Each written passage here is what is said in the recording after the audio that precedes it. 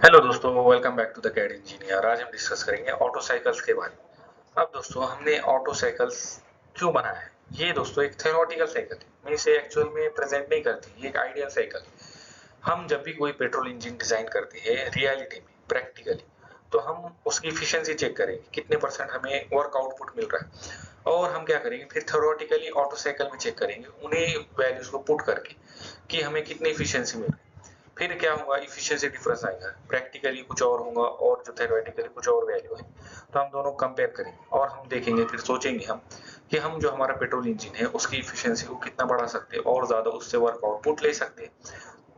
तो auto cycle क्या है, ये आइडियल साइकिल है। सिर्फ हमने जो इफिशिएंसी, जो रियल इंजिन होते हैं उनकी इफिशिएंसी को बढ़ाने के लिए इसको थ्योरेटिकली बनाया है। अब ये क्या है, इसको हम क्या कहते हैं, कांस्टेंट वॉल्यूम साइकिल भी कहते हैं। और ये स्पार्क इग्निशन इंजन के लिए यूज होते हैं। मीन जो स्पार्क इग्निशन इंजन होते हैं वो नॉर्मली पेट्रोल इंजन ही होते हैं। अब दोस्तों, इसके अंदर साइकिल्स होंगे, कुछ साइकिल्स होंगे, मेनली 4 साइकिल्स होंगी इसके अंदर। Isentropic compression, constant volume, isentropic expansion, फिर कांस्टेंट वॉल्यूम हीट रिजेक्शन। अब दोस्तों, आइसेंट्रोपिक मींस वो साइकिल्स होते हैं जहां पर कोई भी हीट ट्रांसफर नहीं होती, एक एक मीडियम से दूसरे मीडियम में हीट ट्रांसफर नहीं होती। ऐसे साइकिल्स को हम आइसेंट्रोपिक साइकिल्स कहते हैं। अब इसमें ऐसे 4 साइकिल्स होंगे। अब इसमें और हमें क्या देखने मिलेगा, पीवी और TH diagram. PV diagram means pressure और वॉल्यूम के डायग्राम होंगे, जो हमें प्रेशर और वॉल्यूम में क्या डिफरेंस आ रहा है वो बताएंगे। और टीएच डायग्राम हम बताएंगे टेम्परेचर और एंट्रोपी के बीच। टेम्परेचर को आप सबको पता है, एंट्रोपी मींस जो हमारा फ्यूल है उसके अंदर कितना डिसऑर्डर आ रहा है, वो कितना ज्यादा उसके एटम्स एक दूसरे से दूर जा रहे हैं, वो हमें एंट्रोपी बताएंगे। तो चलिए अब हम डिस्कस करते हैं इसके साइकिल्स के बारे में। तो सबसे पहला हमारा होगा आइसेंट्रोपिक कंप्रेशन। अब देखिए दोस्तों, जो हमारा फ्यूल है वो हमारे सिलेंडर के अंदर आ चुका है।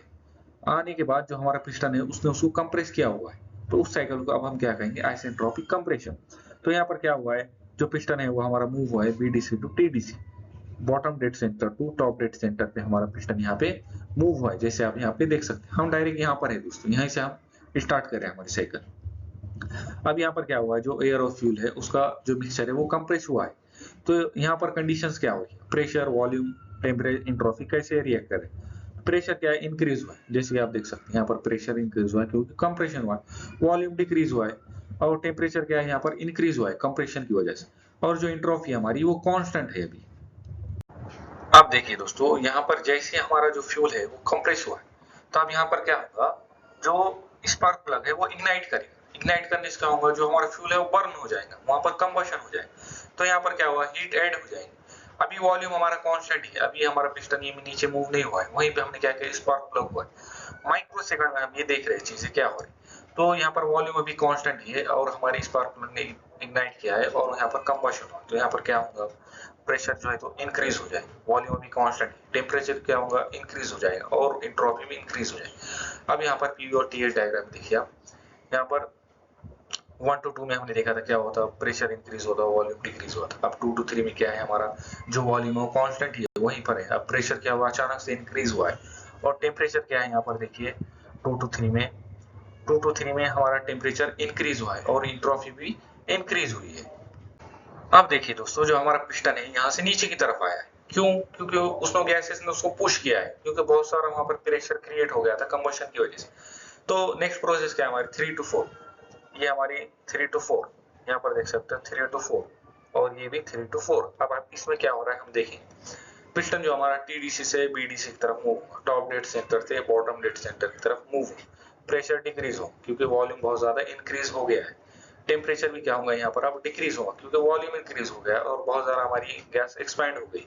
और अब यहाँ पर एंट्रोपी कांस्टेंट रहेगी हमारी। यही वो एक्चुअल पावर साइकिल होती है जो हमें इंजन से चाहिए होती है। हम उस पर 3 साइकिल हम उस पर वर्क करते हैं जब हमें एक साइकिल यहाँ पर अचीव होती है। अब देखिए दोस्तों, यहाँ पर हम पीवी और टीएच डायग्राम में इसको देखें 3 to 4 में। अब देखिए यहाँ पर क्या हो रहा है, जो प्रेशर है वो डिक्रीज हो रहा है, यहाँ पर देख सकते हैं प्रेशर डिक्रीज हुआ है और जो वॉल्यूम है वो इंक्रीज हुआ है, ये आप देख सकते हैं।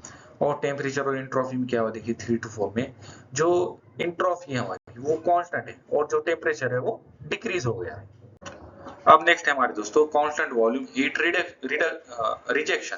अब यहाँ पर क्या है दोस्तों, जो हमारा पिस्टन है नीचे से ऊपर की तरफ आया और यहाँ पर अभी हमें क्या करना है, आउटलेट वाल ओपन करना है और ये हीट को रिजेक्ट कर देना है हमारे सिस्टम से। यहाँ पर क्या होंगे, आप अब देखिए ये ऊपर आया है, जैसे ऊपर आया ये कंप्रेस हुई गैस और आउटलेट वाल ओपन हो गए।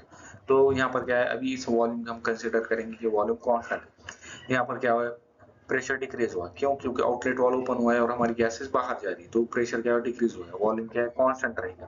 टेम्परेचर क्या होगा, डिक्रीज होगा, क्योंकि यहाँ पे अब जो गैसेस वो बाहर जा रही है टेम्परेचर को लेकर, हायर टेम्परेचर से लोअर टेम्परेचर की तरफ ये गैसेस जा रही है, तो इंट्रोफिक क्या होंगे, अभी डिक्रीज हो जाएंगे। तो दोस्तों ऐसे ये चार साइकिल वर्क करती है। पहले हमने क्या देखा, आइसेंट्रोपिक कंप्रेशन, जहाँ पे हमारी गैसेस कंप्रेस हुई थी और कोई भी जो हीट है वो ट्रांसफर नहीं हो रही थी। फिर कांस्टेंट वॉल्यूम कंबशन हुआ, मींस जो एक्सपैंड हुई गैसेस हमारी कंबशन, वहाँ पे जो हमारा स्पार्क प्लग है वो इग्नाइट हुआ। फिर आइसेंट्रोपिक एक्सपेंशन है, जहाँ पे हमारी गैसेस एक्सपैंड हुई। फिर एक्सपैंड होने के बाद क्या किया हमने, हमें पावर आउटपुट मिल गया, पावर साइकिल मिल गया। अब हमें क्या करना है, जो हीट रिजेक्ट करना है, तो वो कौन सी प्रोसेस थी, कांस्टेंट वॉल्यूम हीट रिजेक्शन। अब देखिए दोस्तों, इसको मेमोराइज करने की एक सिंपल सी ट्रिक है,